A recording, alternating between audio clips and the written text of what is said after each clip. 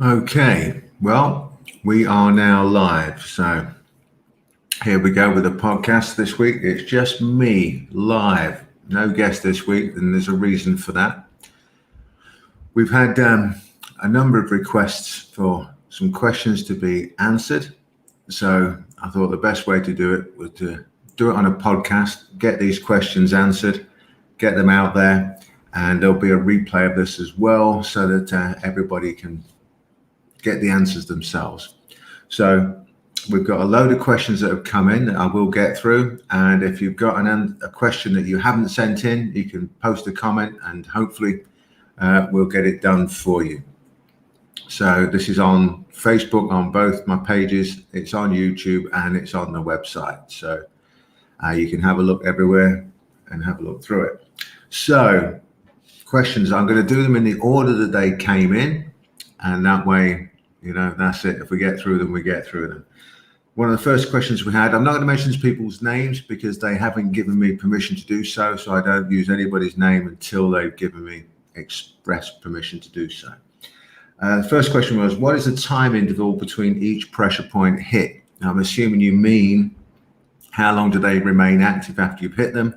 The simple answer is it depends on how hard you hit them and how accurately.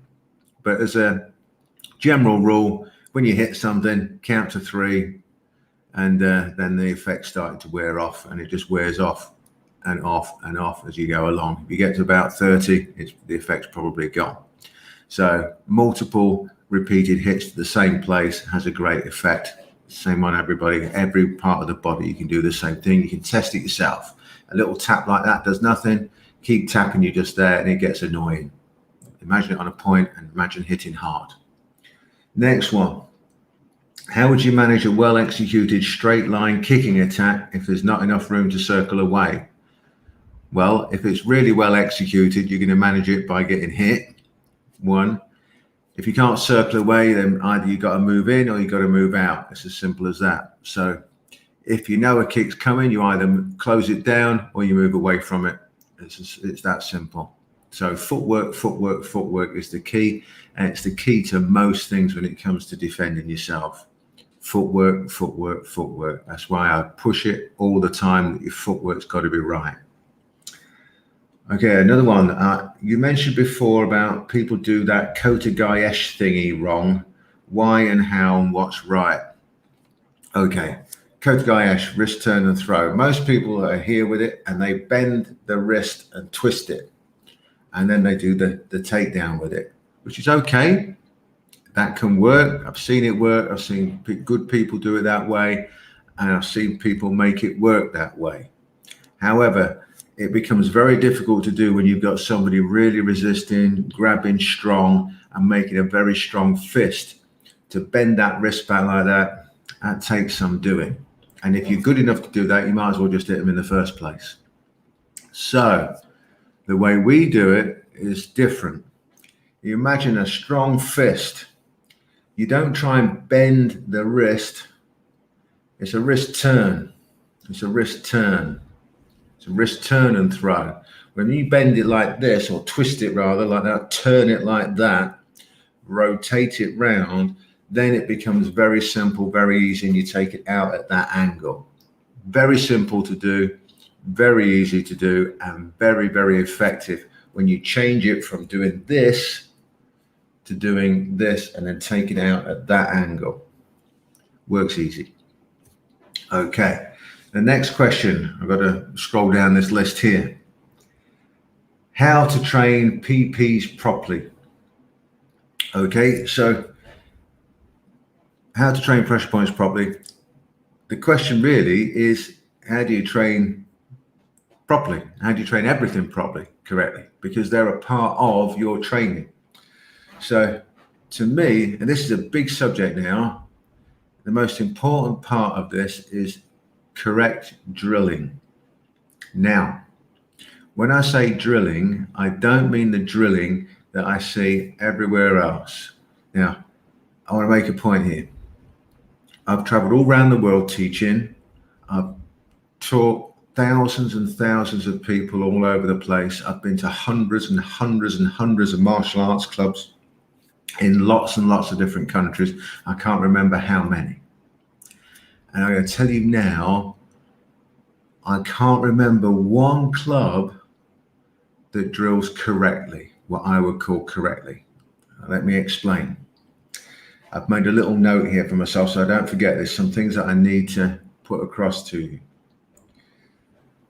Most instructors, most coaches, and whether that be traditional martial arts, sports combat, boxing, MMA, jiu-jitsu, whatever, kickboxing, Thai boxing, they're all guilty of this.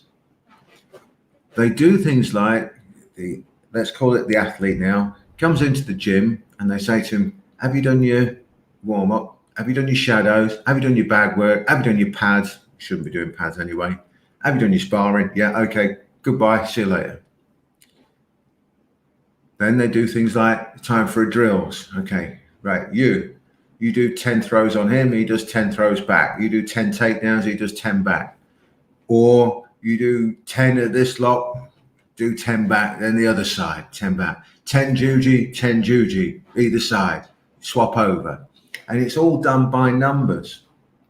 You do 10 roundhouse kicks, 10 back, swap legs, 10, 10. Swap round, another partner do the same thing. You see it all the time. Up and down doing basics. And they call it drilling. That's not drilling. They call it's drilling by numbers. Do 50 of these, 50 of them. Do 20 push-ups, do this, that, and the other. You're not learning anything when you do that. That isn't correct drilling. That's just repetition of something. You switch off. You can't wait for this stupid drill to be over so you can go and do some sparring or hit something, because it is stupid. It's a waste of time. It's a waste of your training time. So when we talk about things like intensity, this is one of the things I mean. I don't just mean you go hard and fast. I mean that there's intensity in your training. You're training correctly with intensity. So another thing is that I'm just making my notes here because there's some important things I've got to get across to you. I don't want to lose anything.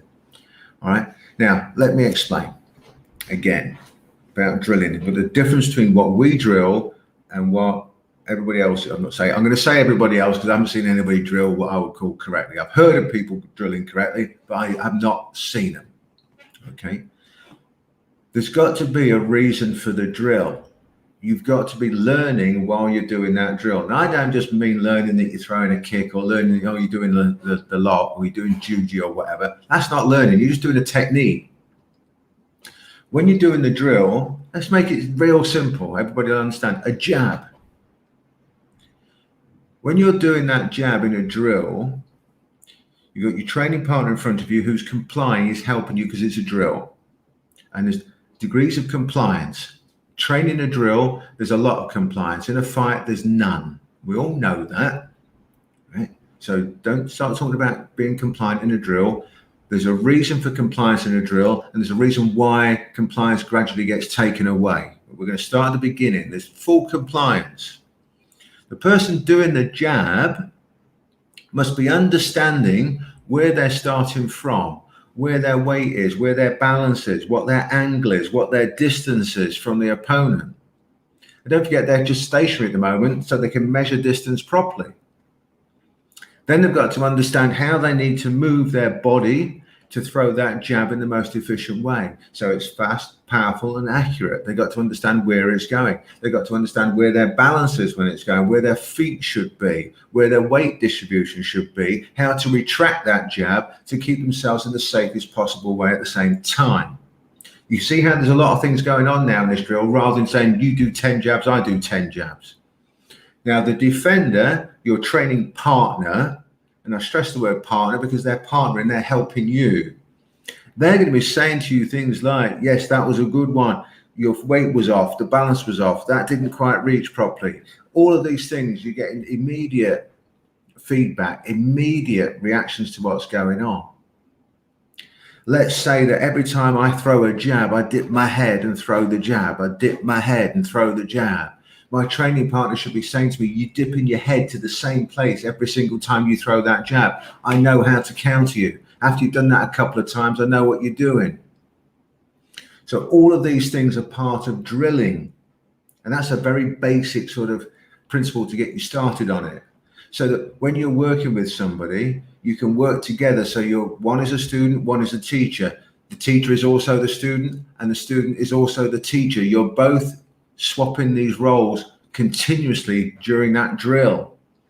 That way, you're both building your skills very, very quickly. Drills are to build skills, and skills pay the bills. It's as simple as that. Drills are not about repetition. Repetition is just repetition. It's boring and a complete waste of time. Now, here's another thing. When you're doing these drills, you'll get to a certain level very quickly. And let's assume it's taken you a week, okay? And you've got to 99.9% of your available skill level. There is little point in doing that same drill hour after hour, day after day, because it's a law of diminishing returns. You're doing hundreds of hours of work for a tiny little return.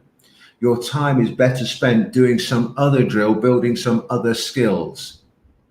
And that is the job of the coach, to understand where you are in that procession of building your skills, to understand where you are in terms of what you need next, what you need adding to that drill, what you need taking away, what other drills you need to keep building and building your skills up.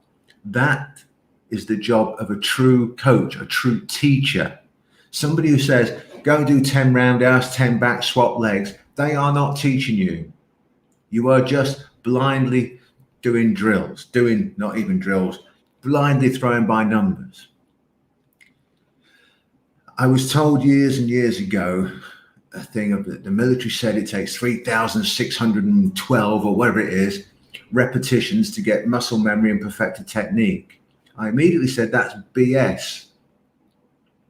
Because if it does take 3,612, it must take 3,612 perfect techniques to retain perfect muscle memory and get a really great technique.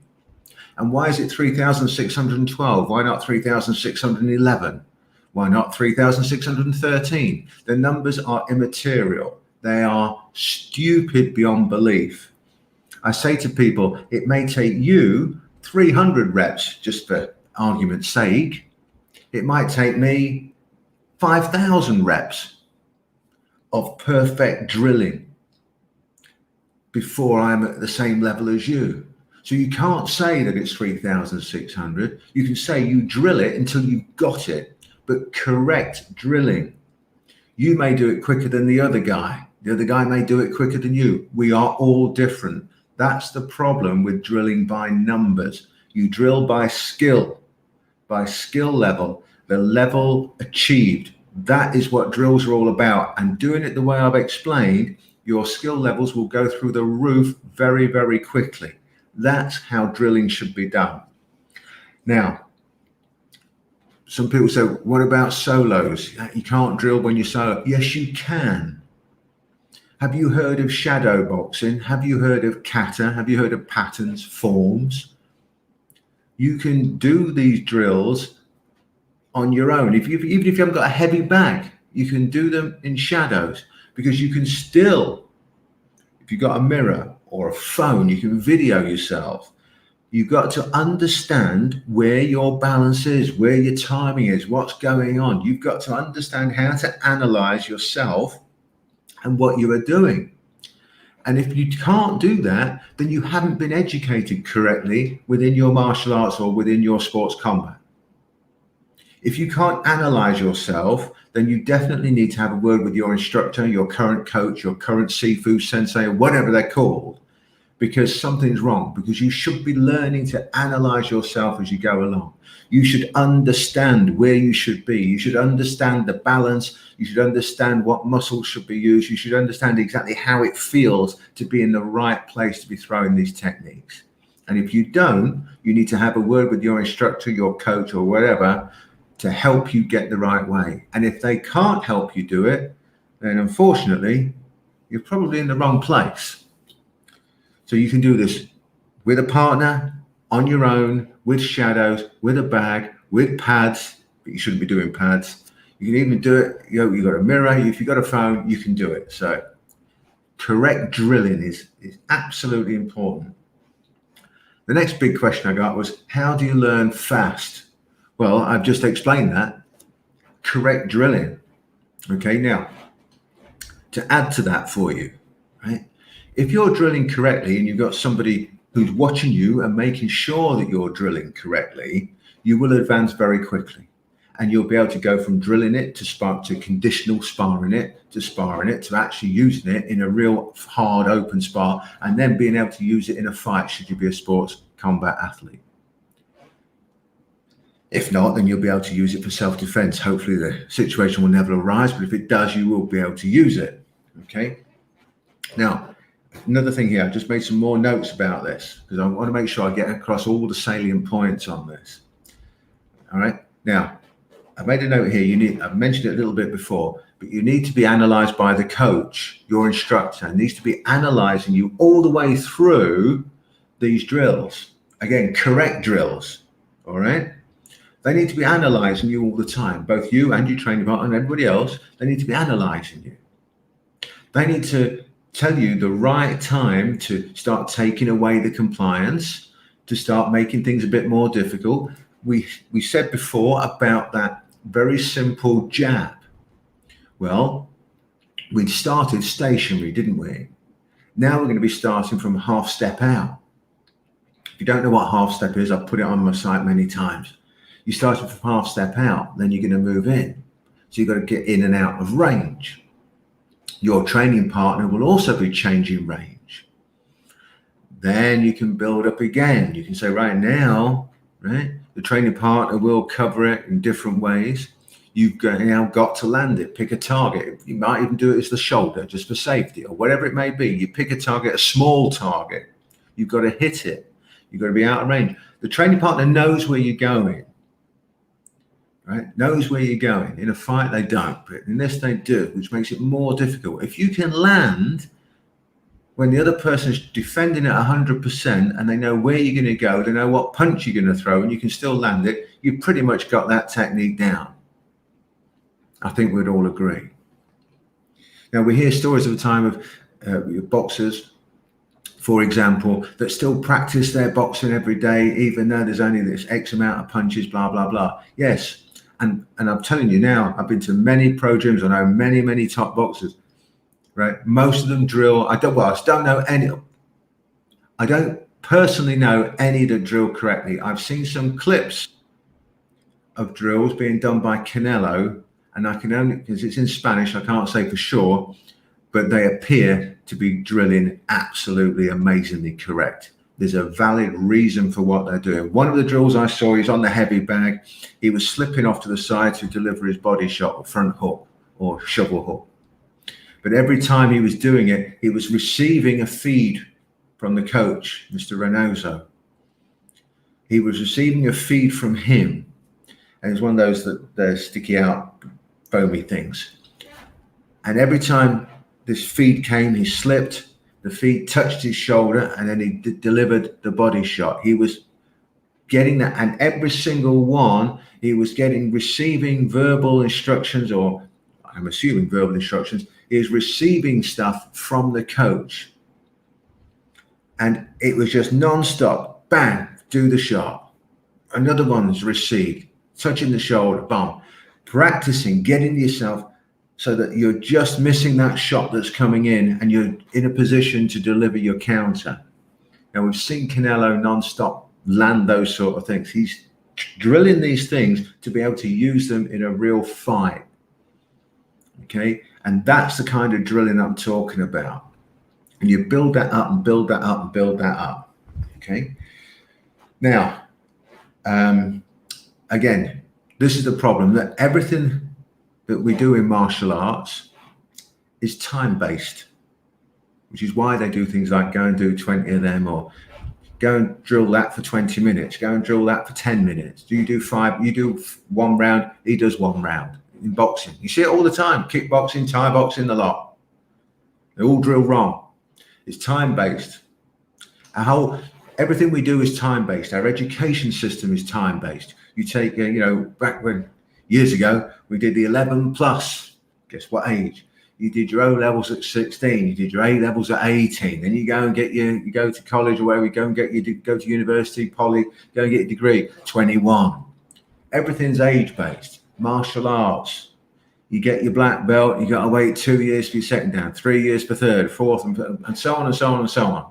You got to wait so long in between gradings. It's all time based, which is total BS. Why? Well, again, we come back to if you're drilling it correctly, and you get to black belt level in 6 months, I'm drilling it on the time-based system. It takes me 4 years. So you're telling me that you're going to have to sit around and wait for 3.5 years to grade at the same time as me when you've been good enough for the past 3.5 years? Do you think that guy's going to hang around for 3.5 years to wait to take his black belt, wait for soppy bollocks to turn up? No. We're doing it absolutely wrong when it's time-based. Everything that we do, any qualification people get from us, it's very simple. Can you do it? Yeah. Okay. That's it. Prove it. Right. You proved it. Right. You're qualified at that level. That's your level. It's your ability level, not how long you've been doing it. I don't care if it's taken you 10 years or 10 minutes. If you can do it, can't you? It's that simple. All right. And that's the problem that we've got in martial arts, and it's creeping into things like boxing and combat sports. You got to wait years to get a certain grade or a certain level. That's absolutely wrong. Right? It comes about from this time-based system and from stupid drilling. Do the correct drilling, you get there much quicker. And if you're an instructor out there, don't be holding back your students and saying, "No, yeah, you're at the level now, but you've got to wait another year before you can take your black belt." Why? You're at the level now, but you've got to wait a year. Absolute BS. You're at the level now, get graded. It's that simple. It's absolutely ridiculous, and it really boils my cabbage, as they say. Okay, next question. I won't go on and on about drilling. Next question was how to deal with a swarming attack, swarming fighter. I'm going to be doing a video on this as well once we're back in the gym properly. But the golden rule to anybody attacking, really, we'll talk sports combat first of all, but it applies to self-defense. Footwork, footwork, footwork, footwork, footwork. I go on and on and on about footwork. I tell people to do footwork. I tell boxers when they're warming up to be doing and moving around, doing footwork. And they stand there looking like idiots half the time. I don't know what you mean. Move, footwork. You say to people, what's the first thing you do when somebody comes in for a double leg takedown? And they go, sprawl. You go, no, footwork. Your first line of defense is footwork. What's your first line of defense against the jab? People go, oh, block it, evade it, move out the way, slip and counter, move my head out the way. No, footwork. Footwork. What's the first defense against somebody coming at you? Footwork. What's the first defense against somebody trying to grab you? Footwork. There's a bit of a thing here. Something's happening. You understand what I mean? It's the same thing, isn't it? Footwork, footwork, footwork. That's why I push footwork. It's so important that your footwork is right. I've said for many, many years, and people keep listening but ignoring. If your feet are in the right place, everything else kind of works for you. Think about that, understand it, and apply it. If your feet are in the right place, everything else kind of works for you. If you think that if I'm stood here like that at you, and you're stood at my side here where you've got a free shot to the chops, right? You're probably going to win, aren't you? Because your feet are in the right place. If you're stood in front of me like that, with your chin out and your arms back like that, and I'm ready to clock you one, I'm probably going to win because your feet are wrong and you've got your chin sticking out. Use some common sense. Get your feet right. Feet. After that, your skills have got to start to come into place. You've got a swarming fighter. You've got to have a great jab. You've got to have a strong backhand. And you've got to have what I call a sword and shield. It's an old thing. Imagine how old it is. It's called the sword and shield. Give you an idea of how old it is. All right? Old school boxers, some modern boxers understand the sword and shield. Andre Ward understood sword and shield, right? Bernard Hopkins understood sword and shield. You go back, there's a plethora of great fighters understood sword and shield. Your front hand is the shield. Your back hand is the sword. Whether it's across your heart like old school from before or under your chin or at the side, wherever you want to put it, it's up to you. Your front hand is the shield. Now that shield can be pushing off. It can be blocking stuff, high, low. It can be knocking stuff out of the way. You can be doing all sorts of things, this shield. It can be wrapped around the back of their head and pulling them in close, but it's still the shield. It can be forearm against their jaw, moving them off. Still a shield, still the same shape, which leads you on to things like catabunkai if you start to think about things, right? It's still a shield. It can be a long shield, a short shield, a mid-range shield. It can be high, it can be low. It can be hitting, it can be blocking, it can be cutting, it can be guiding, it can be pushing.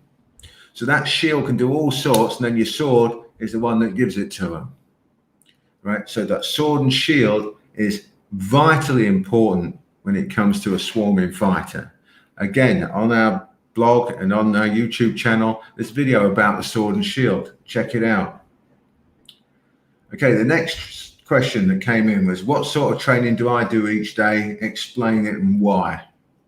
Okay, thought that was part of the question. Okay, what sort of training do I do each day? I'll give you a typical training session today, for example. Okay, I normally train Monday to Friday, 10:30. Today was 3 rounds of skipping with no break. The rounds are 3 minutes and 1 minute. 3 rounds of skipping, no break. Each minute of each round, including the rest minute, which isn't a rest, you just solid all the way through, right? A minimum of 164 to 170 revolutions per minute of skipping. Okay, so that's that. My knee is damaged, so I can't do lots of double unders. I can only do 1 or 2 and then my knee goes, so I don't bother with them anymore. But running crossovers and stuff like that can do. But basically, it's just keeping up a very high pace for the whole of the 3 rounds. So that's that. Then a couple of rounds or 3 rounds sometimes of shadows. And my shadows are done fast this week. It changes each session. Sometimes I'm doing steady ones, blah, blah, blah. But this week it's been fast shadows. So the first round is doing footwork, non-stop, moving around, just sort of like imagine that you're almost like dancing around the ring. You imagine there's somebody in the middle and you're just going around and around all the time, maintaining your stance, putting in feints, moving around. Footwork, making it hard on the legs. Next round, what we call a pendulum. Anybody who's done traditional martial arts will understand what I mean. Imagine you're in a front stance saying Gutsudachi, and you're just transferring your weight front to back, like this. Pendulums. But you're mixing in the pendulum with covers here, feints, moving around, do that. And the more upright you are, the faster the pendulum, the longer the stance, the slower the pendulum. Looking at round about 100 pendulums per minute. Front to back is 1. So it's 1, 2, 3, 4, like that. Do a round of that. Then a round of very, very fast shadows. What that entails is that you're fairly stationary, not totally, but fairly stationary. You're throwing every punch as fast as you possibly can, You've got to put in at least 1 lot of shoe shines in there.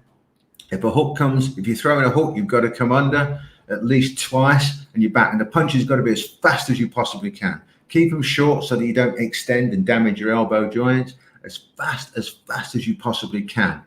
And as long as you possibly can. Somewhere around about the 15 to 20 second mark. Then have to sort of like slow it down, obviously. Can't keep doing that. Try to do 2 to 3 of those a minute. Struggled like hell with it today. I could only do 1 and a bit on average per minute. It was bloody hot and humid as you like. Then I do my drills. I drill on the bag. I normally do 10 to 15 rounds of drilling on the bag.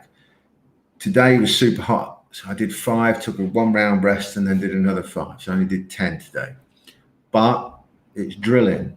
I drilled the first round today. I drilled jab, either 7 or 8 head body. Next round was jab cross, okay, which is 7 and 2, if you want to use the numbering system that we use. Then it was 7, 2, 5, which is jab to the head, 2 to the head, and then liver shot. Then it's 7, 2, 3, which is an uppercut to the head, and then 7, 2, 5, 3. But you can mix those up. You can do double 7, you can do 7, 8, blah, blah, blah, and everything else like that. But you must do at least the 7, 2, 5, 3. Then it was a round rest. Then it was a round of non-stop hooks, either shovel or normal hooks either side, all body ones. Then it was a round of all hooks to the head. Then it was a mix of both. Then it was in close, practicing the shield, blah, blah, blah. And then the final round was just knockout punch one after another. That's a fairly typical training session, and then some stomach exercise afterwards. If you know it, this one. That's a typical sort of maintenance session for me, just to maintain a level of fitness and conditioning. And that's done every day, Monday to Friday. Leads on to the next question. Why is physical training so important, and why do I go on about it? Because it's important. Okay, listen, as you get older, it's very easy to sit back and go, I'm a bit old for that. I used to do it like that. Can't do that anymore, blah, blah, blah. I understand there's limitations, right? As you get older, it is a lot more difficult and you don't recover, right? But hard physical training is vitally important for so many reasons, okay? Not just the fact that it's hard physical training, it keeps you fit and strong, right, and active, but it's good for you for health, vitality, your immune system, which is very important at the minute with all this COVID crap out there. There's nothing stronger than your own immune system, which comes from good, solid, hard physical training. Add to that the other benefits, the mental benefits, okay? If you're stressed at work, stressed at home or anything like that, you can go down the gym and smash the crap out of that bag and train like a demon and feel great about it. You get rid of a lot of pent-up aggression, anger, anxiety, depression, all sorts of things. It's fantastic for your mental as well as physical well-being. Add to that your confidence. If you're out and about and there's some muppet obviously looking for trouble somewhere, they tend to not have a go at you. For some reason you do, without standing around trying to be a big I am or whatever, just being your normal self, just sat there normal, for some reason they veer away. They're looking for the easy target. Somebody who trains hard and does the work, puts it in, they exude some kind of confidence, whether it's in the air, whatever. We all know what it's like when there's some people you take a look at and think, I don't fancy that, blah, blah. There's a reason for it. And it's very, very important that you get this. The hard physical training, there's so many benefits from it. Not just the fact that you get better at your martial arts, your sports combat, but everything else that you do gets better as well. Everything else becomes easier. You also know that muppet who's thinking about attacking you hasn't been through the mill like you have. He hasn't trained like you have. He hasn't made it so tough that you want to puke your guts up. He hasn't been through all that. He hasn't sparred hard with proper good people. He hasn't done the kind of training you've done. So he's made a big mistake by even thinking about going for you. So that's the sort of thing I want you to think about when it comes to physical training. That's why I keep training. That's why I keep doing it. I just call it my maintenance session. Again, it's a maintenance session, but not many people can keep up with it. Somebody's asked how I'm 56 and I'll keep training like that until I can't physically get up. It's as simple as that. I'll never stop. The next question I had was, if you could start to learn again, how would you go about it? Okay, I'd find me, right? I'd find future me and ask me what to do. Simple as that, all right? No joke. But if you start again, you've got to say, are you starting again with some of the knowledge that you've got now or starting again as a numb nut? if I was starting again as a numbnut, I'd do the same pattern as I've already done, wouldn't I? If I'm starting with the knowledge I've got now of what I should and shouldn't be doing, I'd find me or somebody like me and train with them. Simple as that. Or give people that I've trained with in the past, great people that I've trained with in the past, give them a call and say, you'll never guess what, you don't know me yet, but in 10 years, 20 years, whatever you will, blah, blah, blah, we'll get together. Let's train. You're going to love this. That sort of thing. A bit of a crazy question, but it's worth it. Okay, the next question I got was boxing or MMA for self-defense. Boxing, it's going to upset all the MMA lot, but boxing. Why? Because when it comes to self-defense, nothing beats A, lands on B on the other guy as hard and as fast as you can. That's it. Simple as that. Bang. It's over.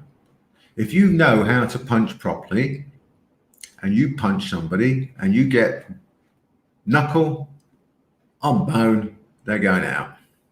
And if they don't go out, you hit them again. Right? Boxing, right? If it's just for self-defense, boxing. People go on about fights ending up on the floor and all this sort of stuff. That is so rare. I don't know where they get these figures from. It's so rare. The last place you want to be is rolling around on the floor. One, your clothes get dirty.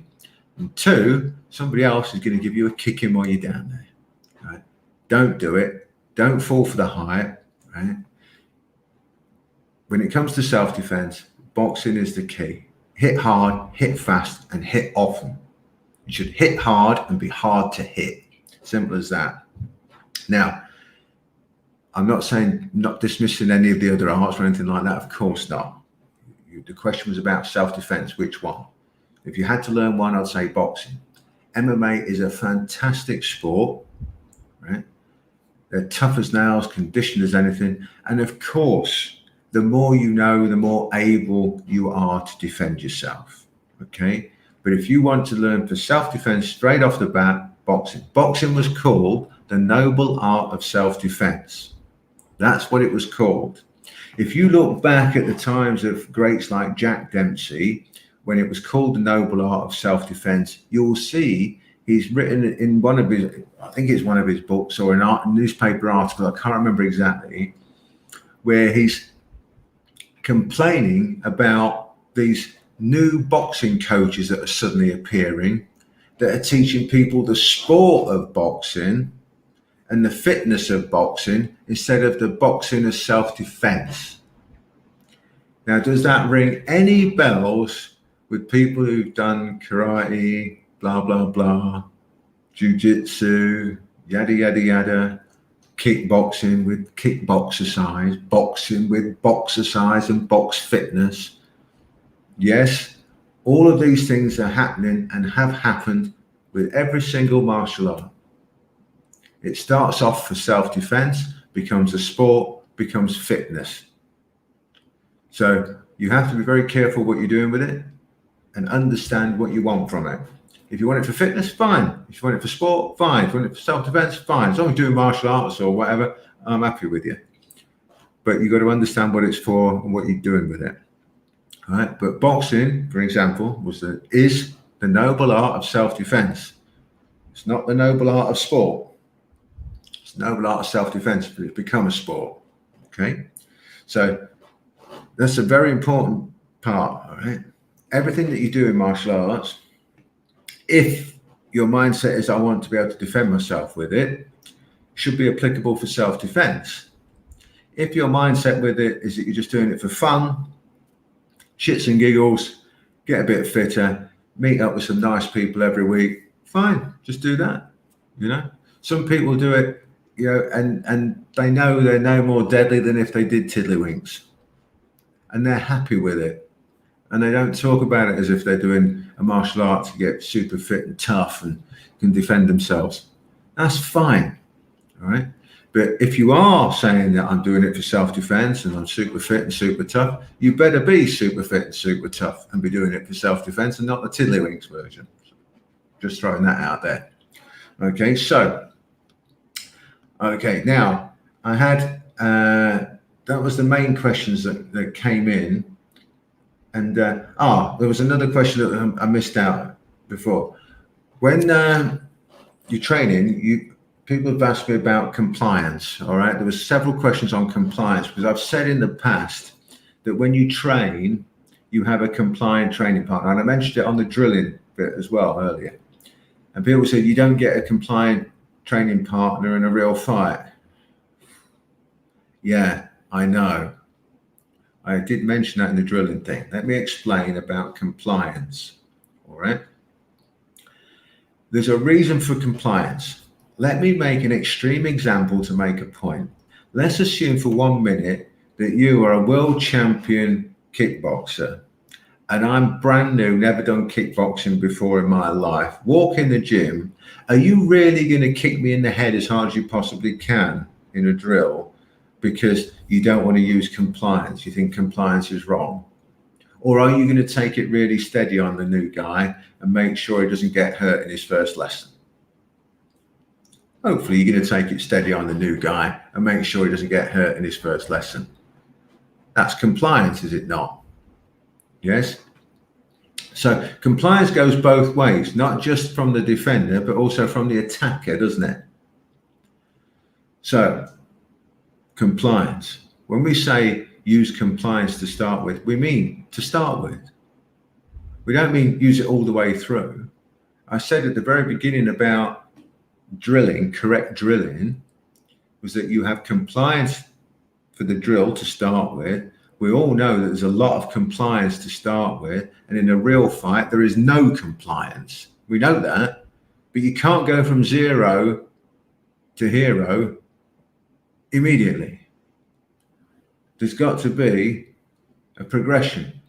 There's got to be a building of the skills before you take away the compliance. So you learn and train and drill correctly with a lot of compliance, gradually less and less and less and less compliance, both from attacker and defender, until you reach a point whereby you're pretty confident that you could do this with no compliance. Then you get in the ring or the cage or on the mat or whatever and pressure test it. Make sure you can, knowing that if it goes wrong, your training partner isn't going to stomp on your head 50 times. If he does catch you, he's going to back off and help you and work out where things went wrong. And you obviously got the right safety gear. This is where things like conditional sparring and everything else come into play, rather than going straight into open sparring where you're allowed to knock 7 bells out of each other. There are certain people that aren't ready for that yet, but they're ready for certain types of sparring. And again, it's up to the coach, the instructor, the teacher, the sifu, the sensei, to understand what level each individual student is at, so that he can then tell them at what level they're going to be sparring at. Once you're at a high level, both of you are going to spar, it will just be, you know what you're doing. The spar will be at whatever level you've decided it's going to be at. And as long as you both understand the student-teacher thing that you're both going to have, because you drilled it for, you've been together training, you've drilled so many times, you've had months or years of training and correct drilling, you can go and do conditional sparring where one guy's going super fast and super hard because he's not as good as this guy, and this guy is allowing him to go super fast and hard because he's training, drilling his defensive work, his footwork and stuff like that, and allowing this other guy to go hard and fast, knowing that this other guy can't really get to him. That they're both getting a good drill, a good workout, and learning and helping each other, but at different speeds and different levels of compliance. So you can have very, very, very different degrees of skill and compliance working together if you understand how to drill correctly and how to train properly. So when we say about compliance, we don't mean compliance all the way through. We're not that stupid. We're pretty dumb, but not that dumb. Okay? So that's an important point we need to get across about drills. Now, talking about learning. Okay, I've got something for you because we did promise you some big news, did we not? Pretty sure we did. Okay, so the big news is this. Right? All of this learning and stuff like that and correct teaching is something that's a real bugbear of mine, all right? It's something that it annoys the crap out of me when I see it being done wrong. When I see drills being done wrong, when I see people teaching incorrectly, and I see people not being able to advance as quickly as they could because they're being let down by a poor instructor, a poor teacher, a poor coach. It annoys the crap out of me, right? So here we go. Right. The best way for you to learn this is if you're physically here training with me every day. That can't be done. There's travel restrictions everywhere. We've got COVID crap all over the place. And most people haven't got the time nor the money, maybe not even the inclination either. But there you go. Right. So what's the next best thing? Well, training with us online. Right. So I'm going to put this up here. You can have a look at that. Now, here's the thing. I'll give you a brief, very brief rundown. Yes, it's got hundreds of lessons. Yes, they're all high definition. Yes, they're all laid out correctly. This is the right order in little sections, blah, blah, blah, blah, blah, blah. Yeah, it's got all of that. You know that. It's going to have the best of everything, of course. The important bit, the very important bit, is what we spoke about earlier when people talk about drilling and training properly and why do we do these physical training? Why do we train like that? How do we get better? Blah, blah. It's all here. You're going to be personally, I'm not going to say mentored because that's sort of like sounds a bit like that. But I'm going to give you personal instruction. You're going to show me what you're doing and I'm going to correct it with you. So, for example, we spoke earlier, very much earlier on this podcast about a simple jab drill. If you took a simple jab drill and you were doing it, and I would give you pointers on it on what I want to see on the next time you're doing it. I want you to drill this. I want to do it this way. You might get it in a few minutes. It might take you a few weeks. I don't know. Everybody's different. But you'll be getting this constant back and forth of monitoring, helping, advising, and giving all of this stuff non-stop to you week in, week out. You're going to have to prove to me that you're doing it. You have to show me that you're doing it every week as well. And some physical stuff. It's not going to be easy. It's not for the faint-hearted. Now, people can go there. You can get on the list to join the early bird list. So you'll be the first to know when it's launched. It's probably, I think it's about a week away, 10 days away, something like that. And it's absolutely dynamite. There's so much on there I can't begin to explain. It's absolutely full of information. And the important thing is that you're going to be working with me. I'm going to be working with you and I'm going to make you do the work. You're almost forced to improve dramatically. You almost haven't got a choice in the matter, right? If you've got coordination and just a little bit upstairs, right? Just a little bit upstairs and you'll get it, right? I got it. If I can get it, you can get it, right? All you need is a little bit up here and a little bit of coordination, and you're going to massively increase your skills. If I can do it, look at that, you'll find it easy. I'll be directing you every step of the way. We'll be correcting. You'll be learning to self-correct all the time, right? So not only you got all these lessons, but we're going to be drilling correctly. You're going to be given loads more. We're continuously adding to it, continuously finding better ways. The way we teach today is very different to the way we taught 10 years ago, 20 years ago, 5 years ago, 1 year ago. It's always evolving, always trying to find a better way of getting the information across so that you can learn in a much quicker way. My job as a coach, my job is to make you the best that you could possibly be in the shortest possible time frame. That's simple. That's my job. All right. And I see that as my vocation in life, if you like, to help people get as good as they can possibly be as quickly as they can possibly do it. Right. I don't want to be trying to teach you something for 10 bloody years, it would bore the crap out of me. If I could do it in 10 minutes, why take 10 years? Right? We all want to get stuff quick. We all want to learn it quick, but without taking shortcuts. But the way we teach you to do this, it's like it is a shortcut, but we're not taking shortcuts. I hope that makes sense. It's a direct route to where you want to be going. You haven't got to go windy, roady way, back alleys this way, all that. There it is. Boom. Shortest distance between 2 points is a straight line. And we're going to give you the straight line to success. The straight line to getting your skills better than you ever thought possible. And this is not some kind of, I know what you're going to call it, some kind of marketing gimmick, ploy, whatever. This is genuine stuff here, right? You're going to be working with me properly every week in, week out. And you're going to be held accountable for what you're doing. Because if you don't do it, I'll tell you to piss off, right? Because if I'm putting in the time and effort to help you, and you don't put in the time and effort to help yourself, then you can piss off and I'll stop helping you. It's as simple as that. All right.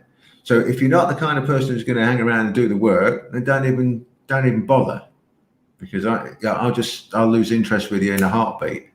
Because if you tell me you're going to do something, you don't do it. One time, that's annoying. 2 times, 3 times, that's it. There ain't no coming back from that one. All right. Maybe even 2 times, there's no coming back. If you say you're going to do something, you do it. It's that simple. If you can't, don't even bother, because I don't want you. All right. It's a big commitment from me. It's a big commitment from you. Right. It's not a big financial commitment, but it's a big commitment of time, effort, and energy. Right? For me, it's a huge commitment because there's going to be more than one of you. So I want to see that you're the type of person that I can work with, and I want to help. I want to help you, but you want to help. You've got to be able to help yourself. You've got to be able to do what you're asked to do. And it's not a load of stuff. It's not like you've got to do hours and hours a day, right? You just got to apply yourself the way I tell you. And honestly, if you can do 10 or 15 minutes a day, you'll be amazed at the results. Amazed, right? Absolutely amazed. I'm going to go back to an example of 3,600 reps. I've just remembered this. Again, when I was told that, I said, no, it's got to be perfect ones. I was working to get my waveform strikes the best they could possibly be. So I sat there and I thought, right, 3,600, let's just call it 3,000, right? 100 a day, that's a month of training. We do 100 perfect ones every day. It's 100 perfect punch, perfect slaps, perfect elbows, perfect knees, perfect kicks, perfect headbutts, perfect this, that, the other. 100 each a day. That's a month. I'll have it. Did 200 a day. That's a fortnight. 2 weeks, and I got it. It's not everybody understands a fortnight. 2 weeks, and I got it. That means 400 odd a day. It's only a week, isn't it? So I started practicing absolutely perfect technique as best I could, and understood how to self-correct. I was working out, I knew roughly, but not roughly, I knew pretty well where I should be. And I was working out exactly where the weight distribution was, how everything was working from the tips of my toes up to the top of my head and out to my fingertips, where the weight should be, where my hips should be, where the waist should be, how the shoulders should turn and in what angle, what direction, where the weapon should be, how the weapon should be angled, whether it's punch or elbow, whatever it may be. Working that out, going through it slowly, first of all, feeling where everything is, understanding where every muscle is, what every muscle is doing.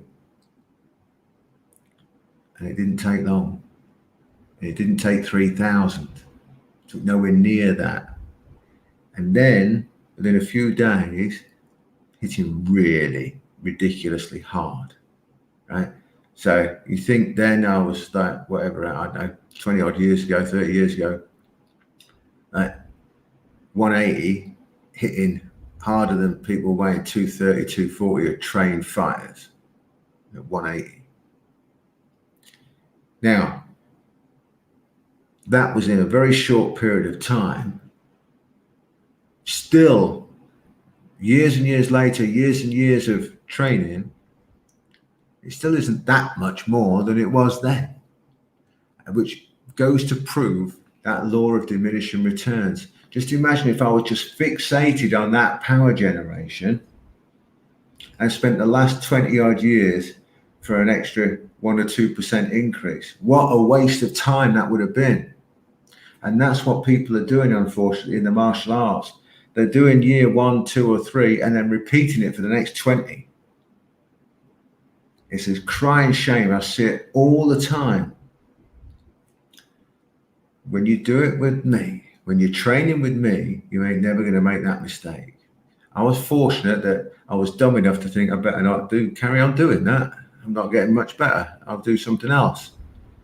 That's just dumb me. Thin line. I often say to my guys, there's a very thin line between a genius fighter and a moron.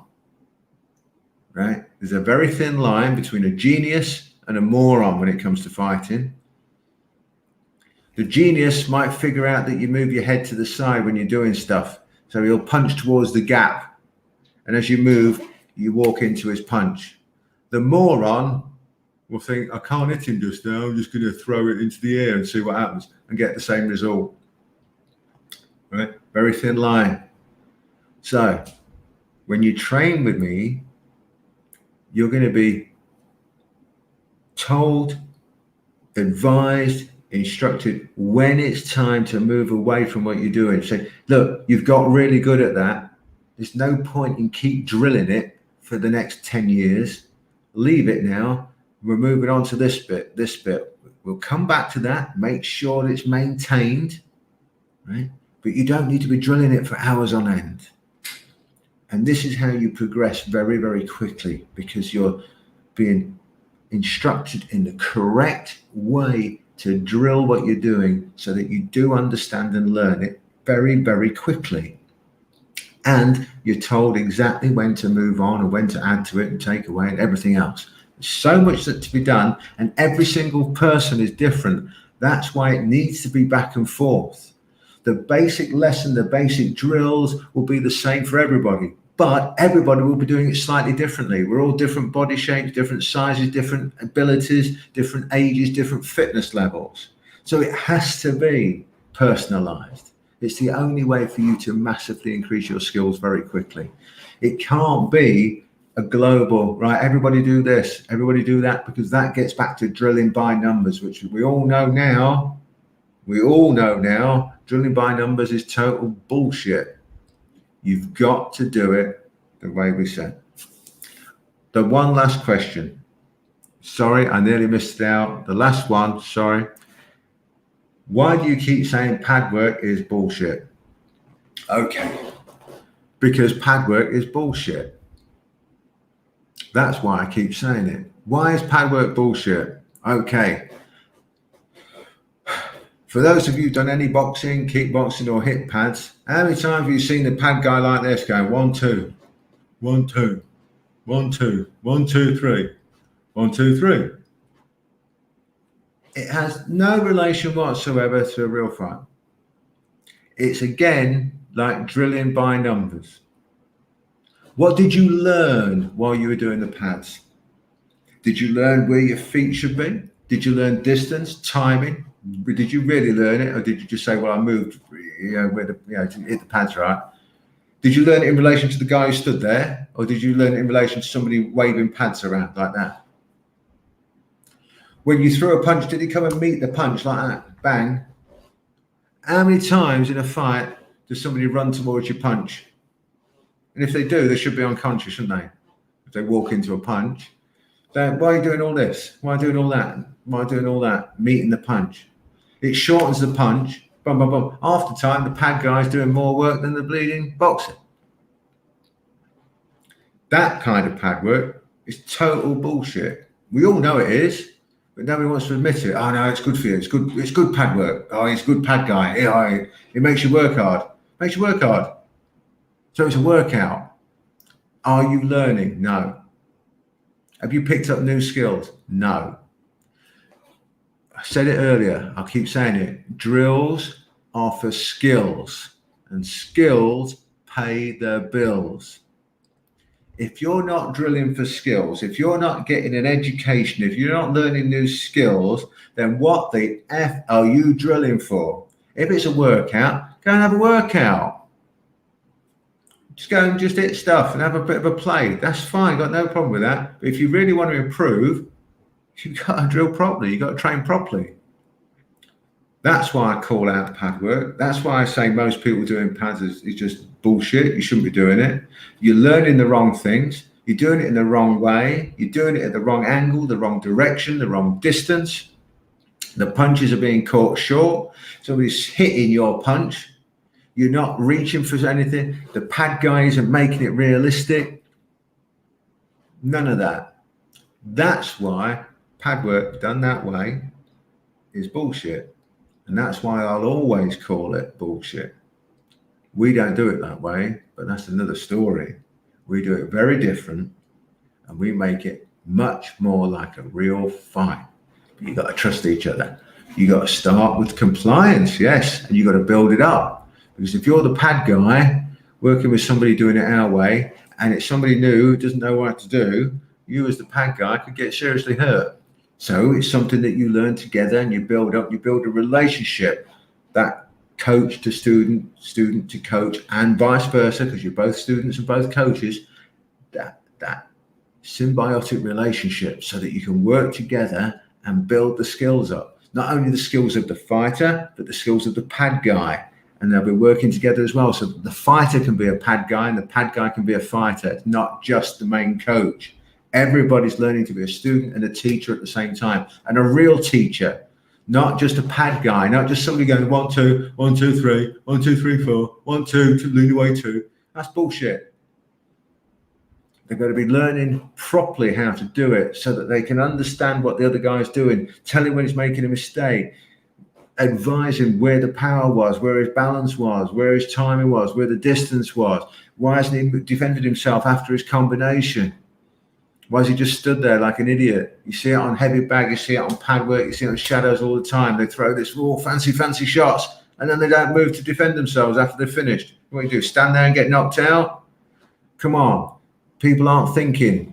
These are the things that we make you do at the Pressure Point Academy. These are the things that we enforce on you that you must do it. These are the things that will make you better.